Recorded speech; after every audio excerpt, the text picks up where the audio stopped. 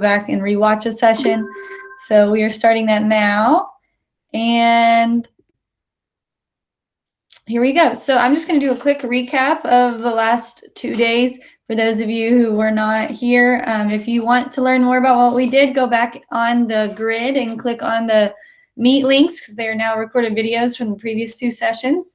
If you did not attend them, that's perfectly fine. They don't have to be all attended to be able to understand what we're talking about, but it is a lot of useful information. So if this is something that you find interesting, I encourage you to go back and watch those. So this is arts integration for gifted students, and this can be used at students of all grade levels. Everything can be modified to meet the needs of all students at any age range that are gifted or even not gifted. So we will go ahead and get started on that. And just a quick recap, I know you've probably heard this if you've been attending any sessions. We have 3-hour blocks both morning and afternoon. You can participate in up to two 1-hour sessions for credit. If you choose to participate in 3, you're still only getting 2 hours of credit, so just keep that in mind. This is the last hour time slot for the morning, so hopefully you've attended either a 9 to 10 session or a 10 to 11, and then there will be a whole new block in the afternoon from 12 to 3 where you can pick 2 out of the 3 for PD credit. And then I put in the comments section or in the chat a link to the walk-in sign-in sheet. I'll copy that and put it back in. I see we're asking for that. There's that. And then here's a copy of our slides. Again. Okay, so to begin, we talked about common characteristics of gifted learners. We talked specifically about how they looked for visual arts. We talked about how they looked for music. We talked about how they can be integrated into general education programs or specific programs to address their needs, and why this is valuable to our gifted students. We talked about how they aid in the identification process of students that don't typically show gifted qualities in maybe academic areas. And then we spent some time looking at these 2 tables of ways that you can differentiate specifically using artistic things to help our gifted students. So if you want a deeper information on those slides, go back and watch the part 1 from Monday. That's what we discussed in detail then. And then yesterday we talked a little bit more about the programs for those students and specifically how we can integrate arts into the content areas of reading, writing, social studies, math, and science. And I think that was very valuable to a lot of teachers. So if you're a homeroom teacher and you're looking for ways to incorporate arts into your classroom, specifically as a way to service your gifted students, I encourage you to go watch yesterday's, which was part 2. And then we concluded it with a little activity that I really enjoyed called aesthetic percipience. So I will recap what that is. We're not going to do it again today, but I just want to point it out because I think it was a really enjoyable activity and something that you can very easily implement with your students.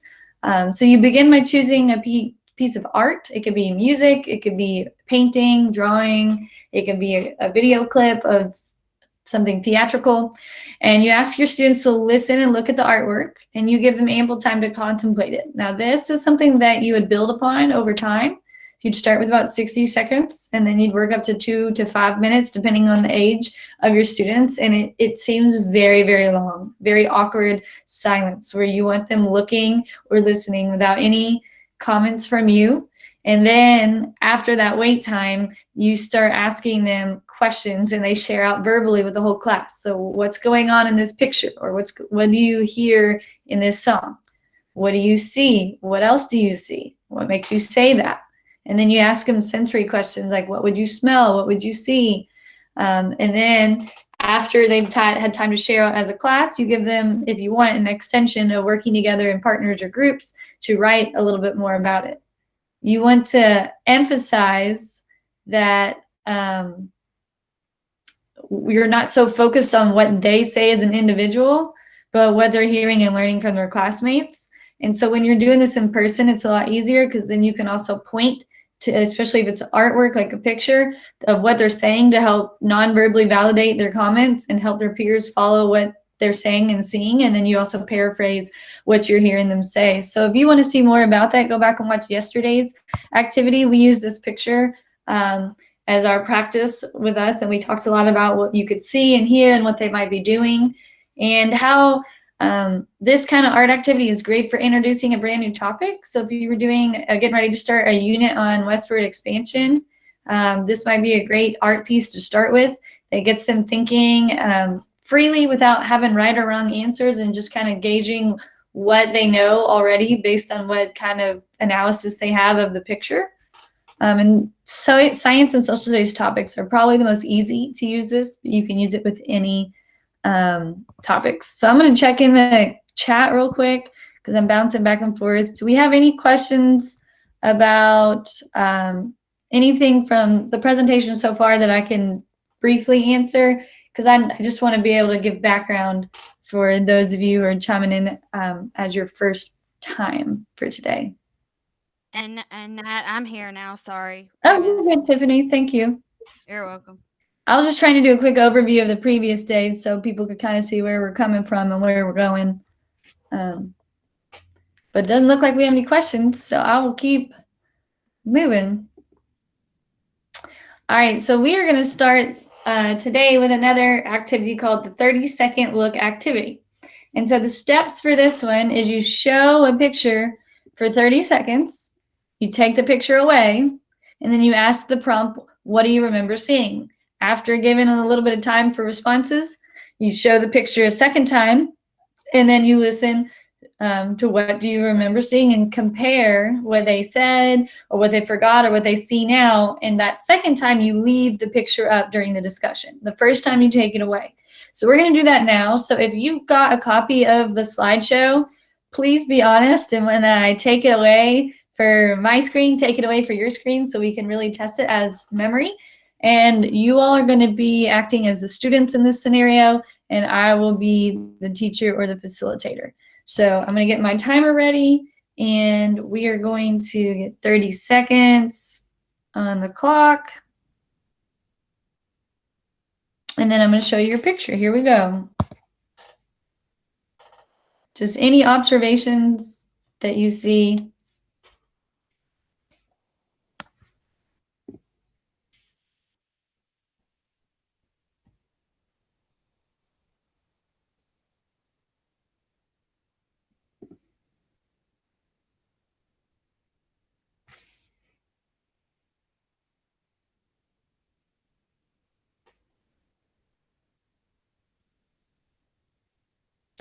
All right, it's been 30 seconds. So now I'm going to ask you in the chat if you could tell me some things that you remember seeing. What did you see in the picture? It could be anything.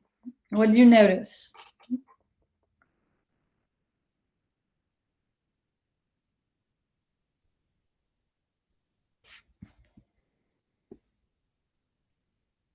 So there were birds flying. There were 2 starfish. So we've got people who are paying attention to the amounts, the quantity of things.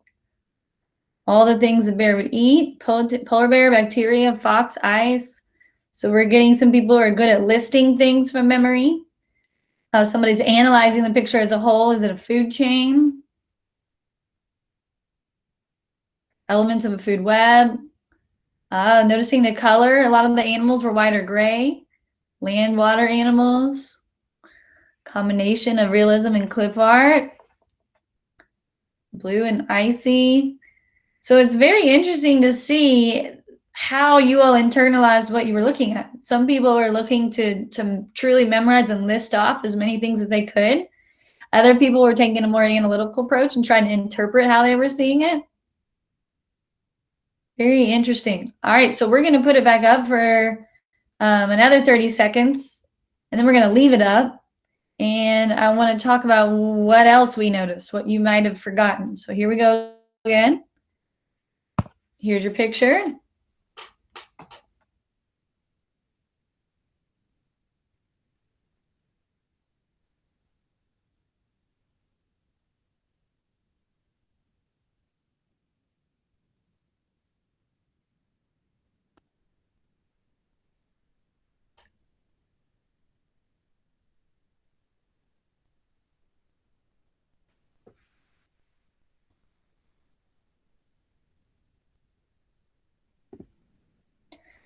All right, and this time, hopefully you can pull up the presentation on your own because I have to switch back and forth between showing that and the Meet. But this time, instead of doing it in the chat, I'd like you to unmute yourself. And I know that this can be kind of crazy if we're speaking over each other, but I want it to resemble a real classroom as much as possible. So let's speak out orally.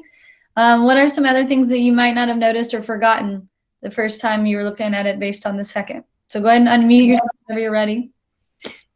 There was a microscopic look at something. Okay.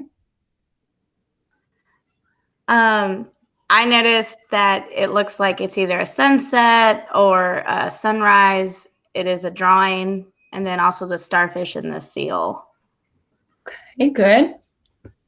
I totally missed the first time around that the sky was like a real picture and then the rest of it was like clip art. Oh, okay, good observation. I think someone already put that in the chat that they did notice that, but I didn't. Okay, good to know. What else do we notice that we didn't catch the first time? Claire has more texture on his fur than I initially noticed. Good.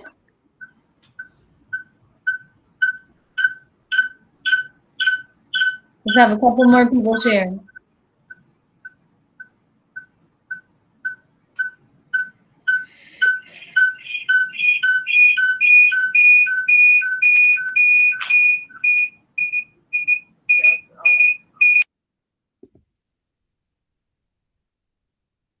Anyone else? No one else?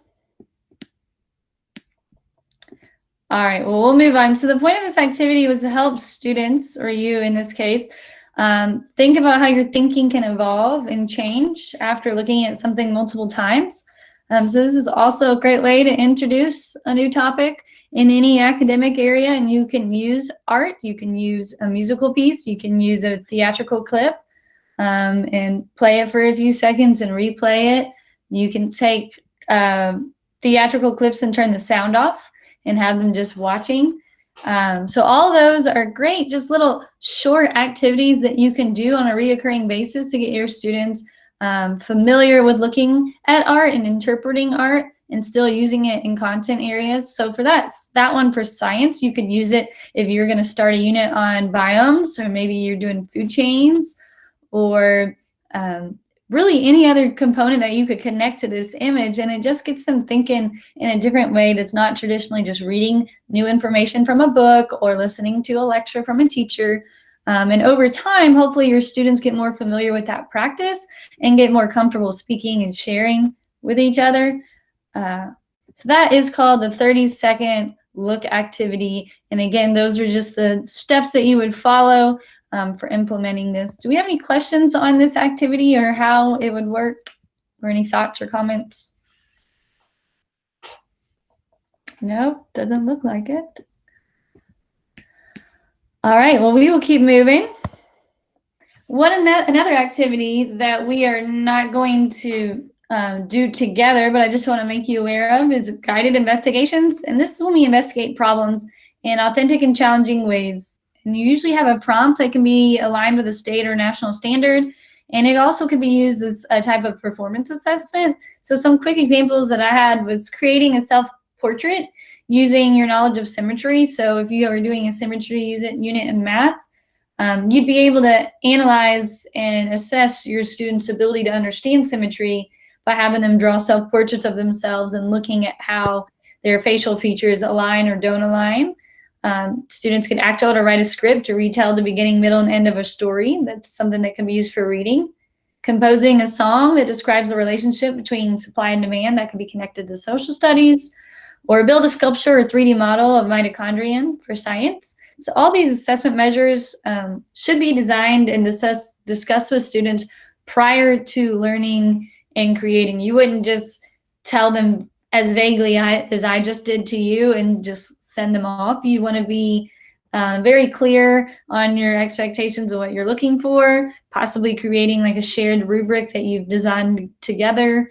But this just gives them an artistic outlet to demonstrate mastery of typical content areas that may not always have creative outlets. And then this is the one that we're going to spend the bulk of our time today. We've done mostly activities that involve paintings or photographs or pictures, and now we're going to spend a little time focusing on music, specifically song lyrics. And so this is a writing or drawing simulation. We're going to use it for writing today, but you could also modify any of this for drawing. And the process that we're going to follow is you'd show students an image or play a sound clip. In our case, it's going to be sound. You're going to encourage students to imagine what's happening or what the sound clip is about, and then have students write or draw what they think is happening or what the message is about. So for our purposes, we're doing the second half of each of those bullet points. We're going to listen to a sound clip. We're going to try to imagine what it's about, and we're going to try to decide what the message is about. So hopefully you can see on our main presentation screen where it says meeting details in the bottom left, there's a little caret. There should be, oh no, none of my attachments appeared. Okay. Let me grab those for you. I apologize. I'm going to copy them into the chat. Typically, I use hard copies of this, but since we're doing virtual PD, I'm going to have to improvise. You don't have to actually write on these or type on them. Sorry, trying to talk and navigate at the same time. I'm just going to be quiet for a second so I can concentrate.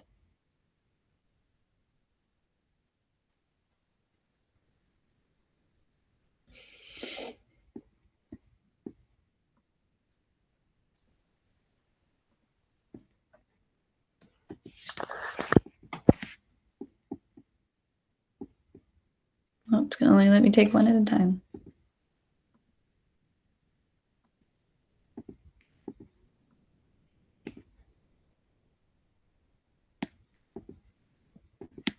All right, here's the first one I'm putting into the chat.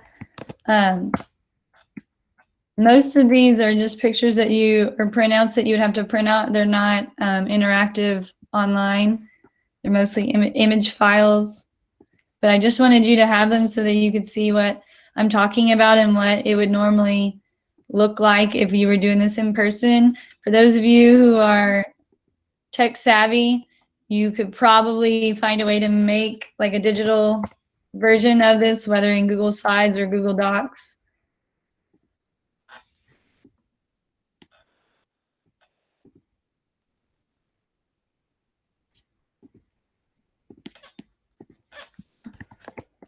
All right, we've got one more.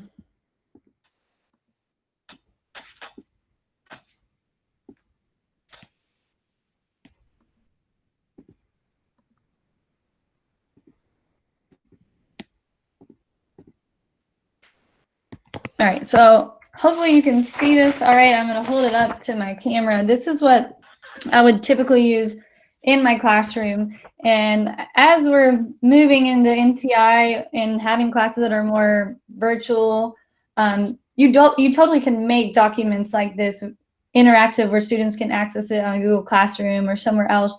But this is just a web, this first one. And this one is called Listening to Music, where they just write the title, the composer, and then all these are just little thought bubbles that they would jot down what they're thinking or interpreting from it and share out. This second one, I really like this one. It's for figurative language.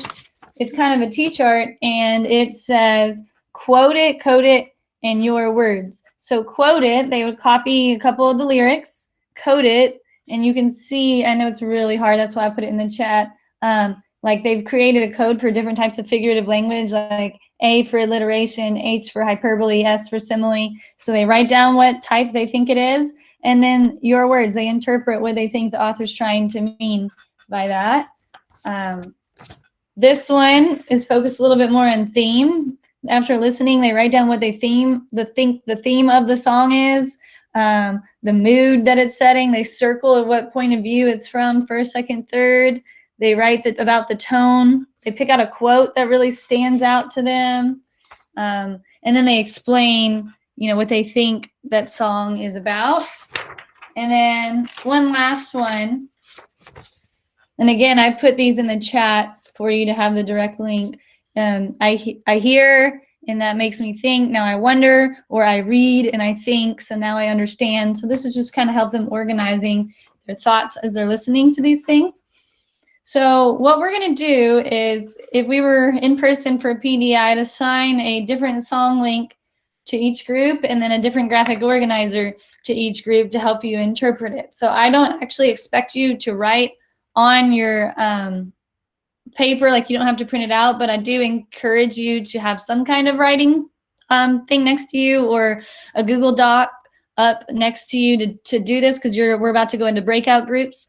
And you don't all have to be writing on the same document like we did yesterday, but I really want you to try to follow the strategy. So if you're in the group that gets this web, maybe grab a piece of paper and draw yourself a little web so you can practice that. Or if you're in the group that has this figurative language, try your best to, write things down in the format of picking a quote, coding what kind of figurative language, and interpreting it in your own words. And then same with this point of view one, just try to cover those basic points, and then we're going to share out.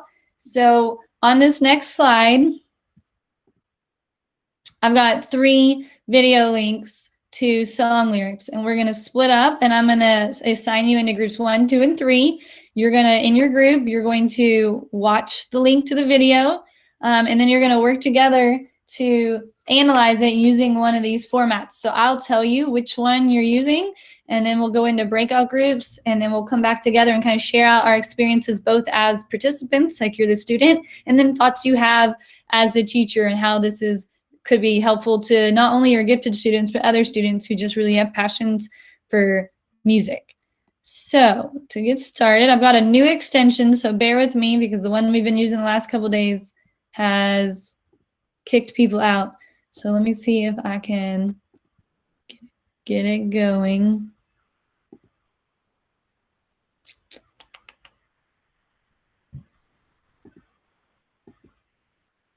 Right, where is the button I need? I apologize for the delay. This is what I get for trying to use a new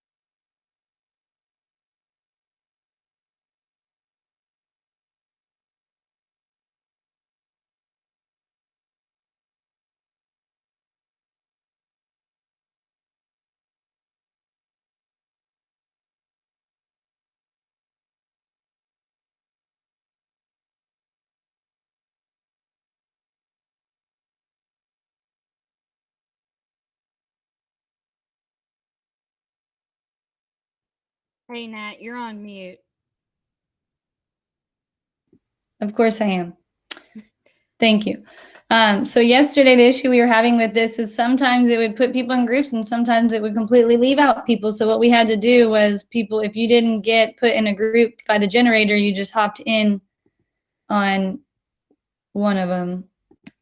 So that's what we're gonna go back and try that. Hold on just a second.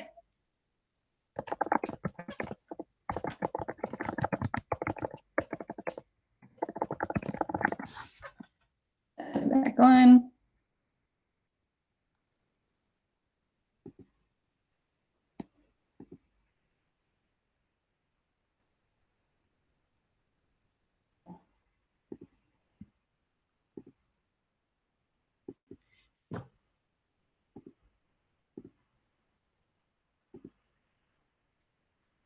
All right, thank you for being patient with me.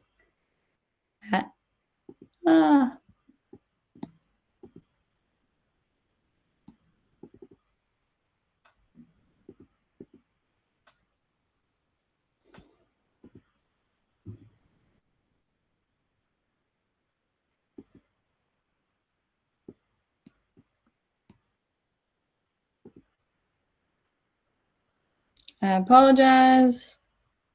So many extensions.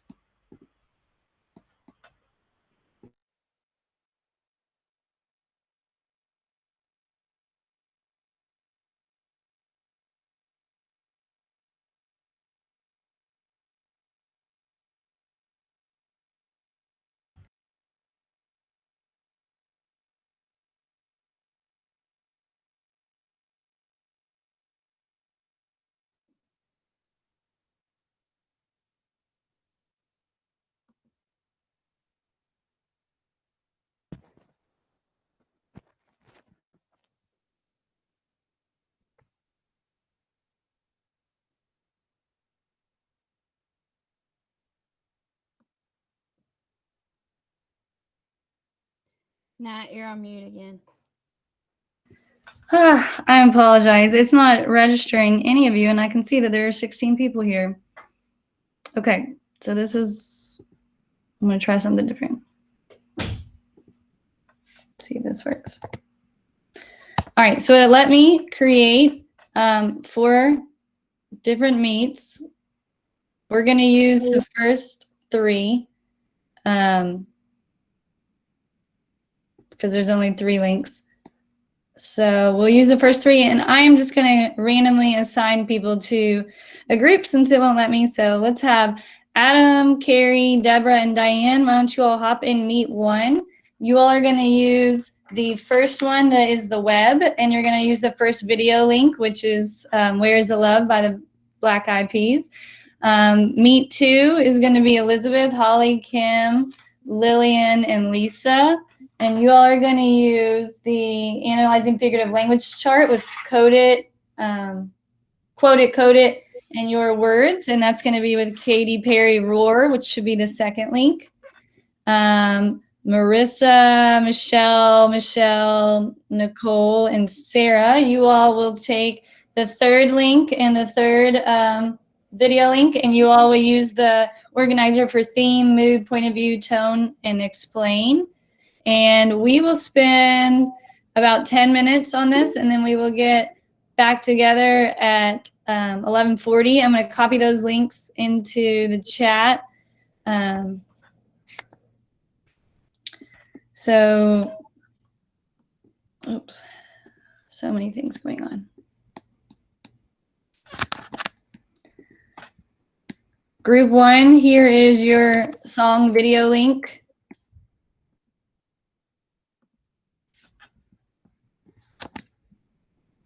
Group 2, here's yours.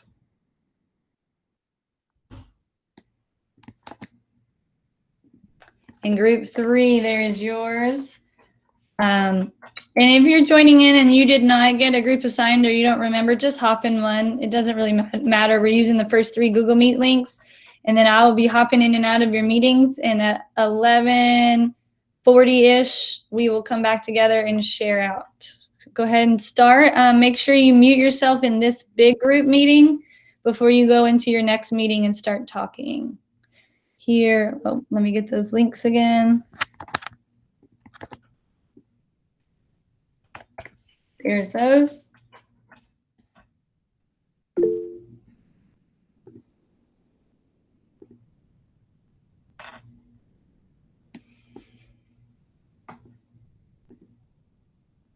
All right, Tiffany, so I'll be hopping in and out. You can stay in this one if you want to answer any questions that people have.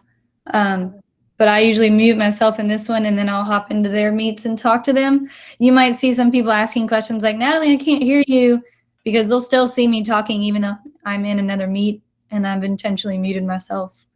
Okay. So, all right.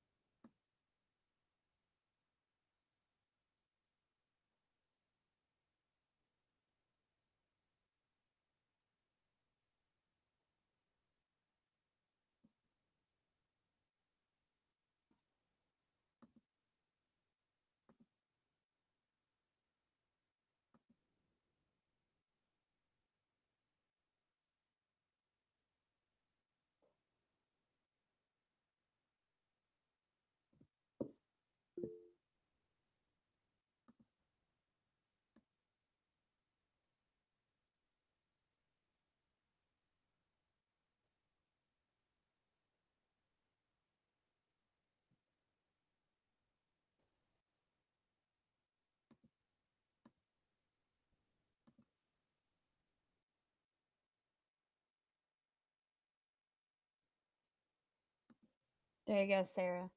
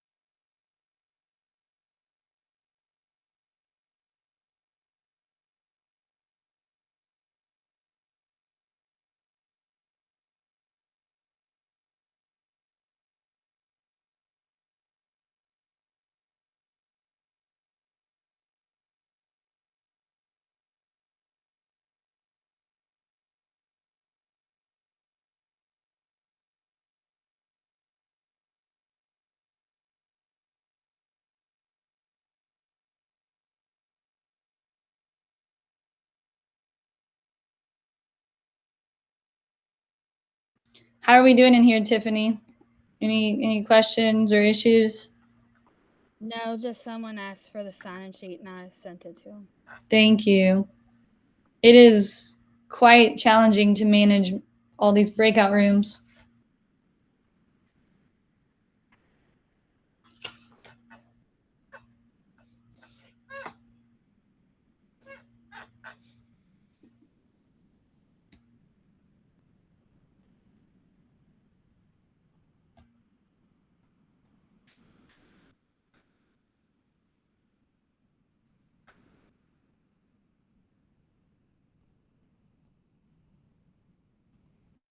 I gave them an extension of about 5 more minutes to finish up because some of the groups were having technical difficulties connecting to their breakouts or streaming the videos.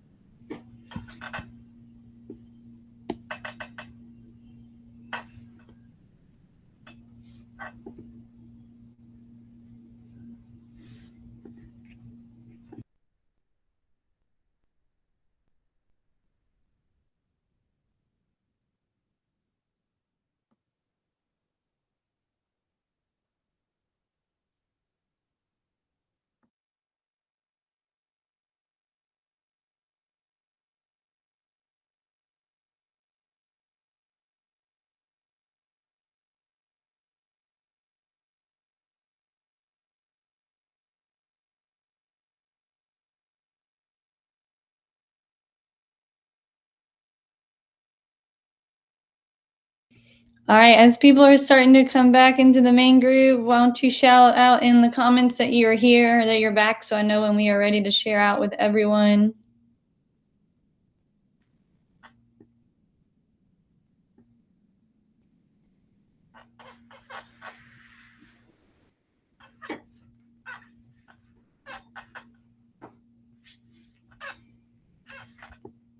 All right, we're slowly getting people returning to the main group. Awesome.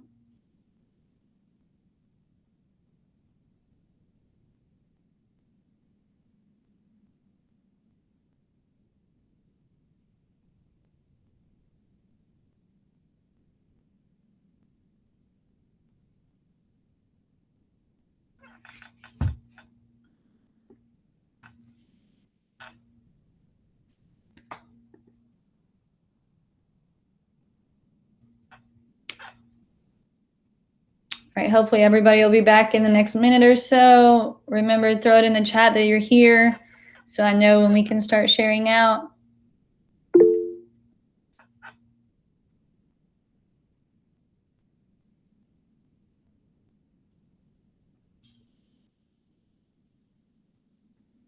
Awesome. Great. Looks like most people are here, so we're going to go ahead and start. Hopefully in your groups you all decided who would be your spokesperson. If not, somebody's going to have to jump on in, but we're going to start with our group 1. You all were using the web strategy, and you all were also listening to Where's the Love, I believe, by Black Eyed Peas. So if y'all just want to tell us a little bit about what you noticed and what you interpreted from that, there's not really any right or wrong answer here. Go ahead. Someone orally share out. There was an overall message of compassion in the song.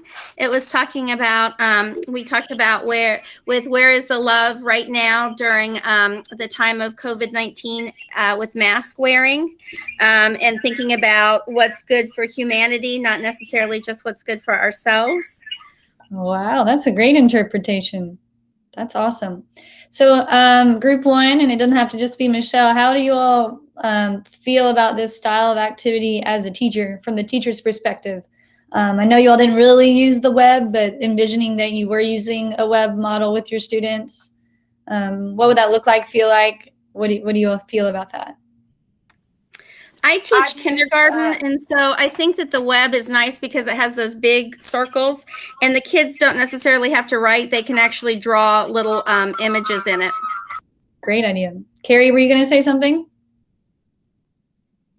I've used an activity similar to this, and I would play music, oftentimes not showing the video first, and they would do a web activity just by reading the lyrics and then listening to the lyrics, and then we would play the video and we would do like a writing into the day activity based off of what they had on their web and then what they thought experience felt after watching the video. Oh, that's a great idea. Very cool. Anyone else in group 1 want to add anything before we move on to the next group? All right, group 2, you all were using the table that used figurative language, and you all were using Katy Perry's Roar. If you all want to go ahead and share out. Okay, so to start out, like the first part, where it says, like, I used to bite my tongue and hold my breath, is about someone who used to not really say anything, maybe had low self-esteem, always like scared to rock the boat and make a mess, didn't want to step on anyone's toes, and always sat quietly, always agreed politely, and forgot I had a choice, so would always let everyone make all the decisions for her. And then you held me down, so always let someone take the lead for her. And then you hear my voice, you hear that sound. So finally finding her voice, and then like thunder, gonna shake the ground. So she's finding her voice.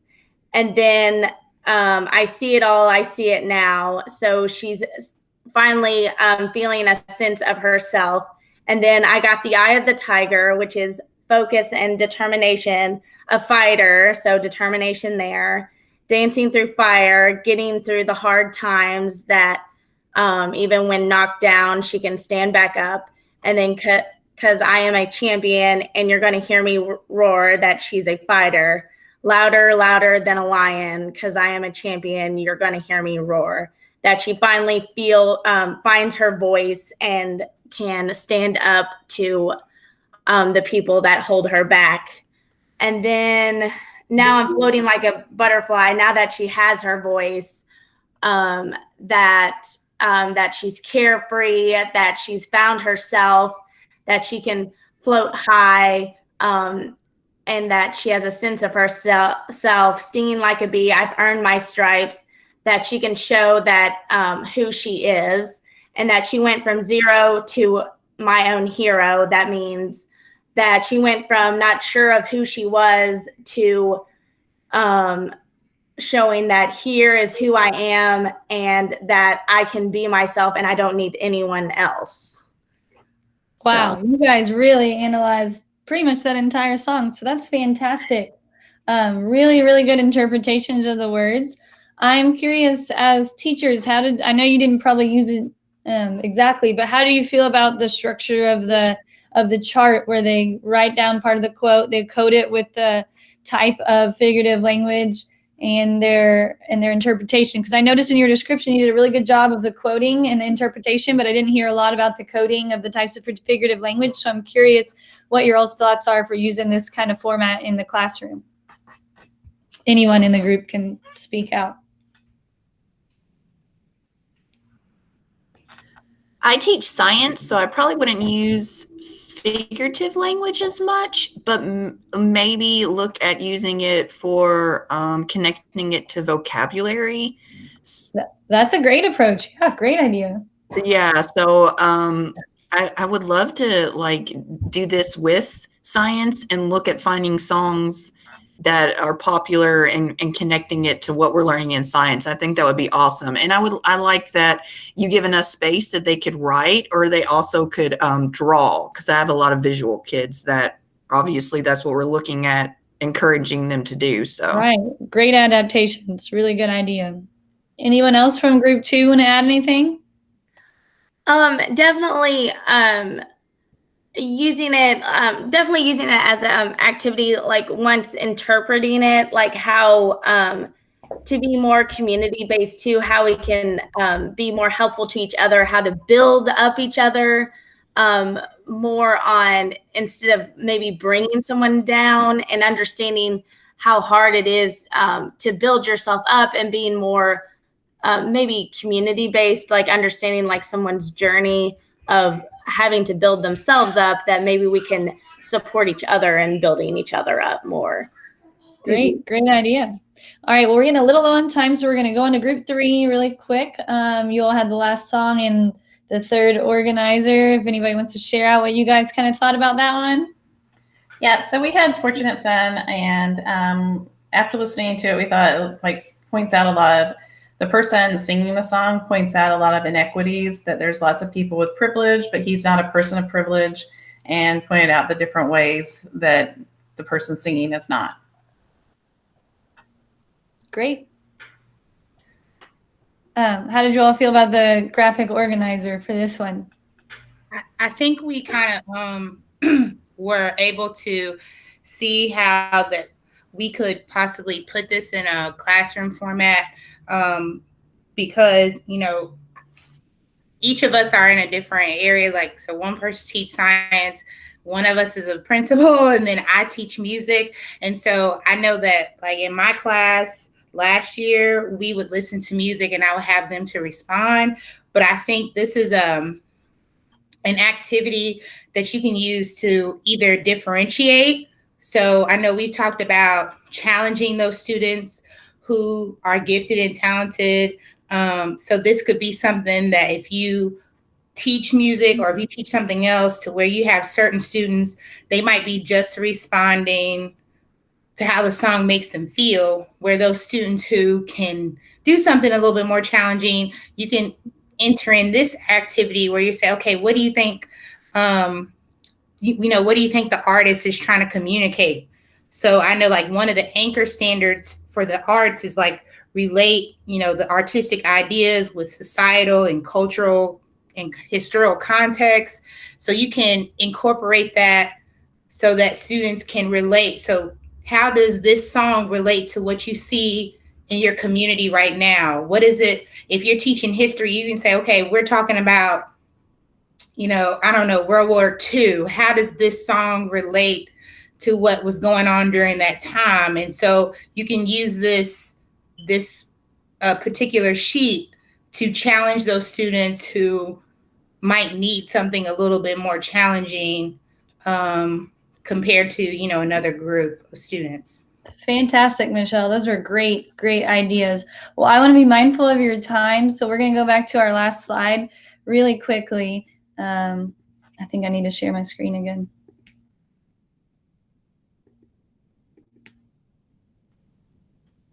Natalie? Yes. Did you have links in your presentation or somewhere where you shared where we could download those different forms? Did So you I already have do them that? attached to the Google Meet link and they were deleted. So I'm going to go edit this presentation afterwards and add links to those docs that way after our session ends so that you can download them that way. Okay. So I'll probably add them on to one of these last slides, probably after this thank you slide. So give me a little bit of time after this session and I'll update the slide. Then you should be able to download this slide presentation from our Gifted Grid and by clicking on my name under the session. But give me a little time to make a new version of it up there where I can add those links for you.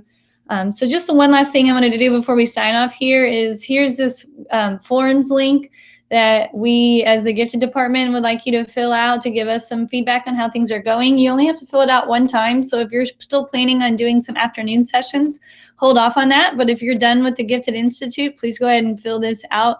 And it's different from the PD Central evaluation. It just kind of helps the gifted department understand what went well, what you liked, and what would you would like for future institutes or other professional developments. But I am finished. So thank you all so much for joining me. And I will be here again this afternoon at 1 o'clock for curriculum compacting if that's something that you're interested in. Thank you so much. Michelle, which link are you looking for?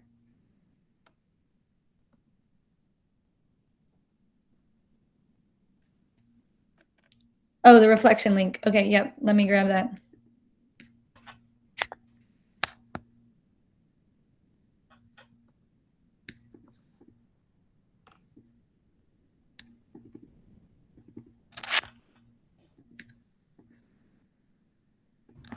Here's that reflection form link.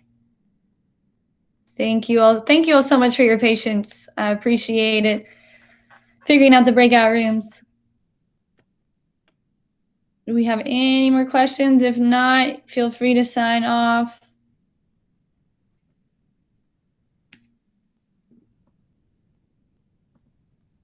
All right. Stop my recording.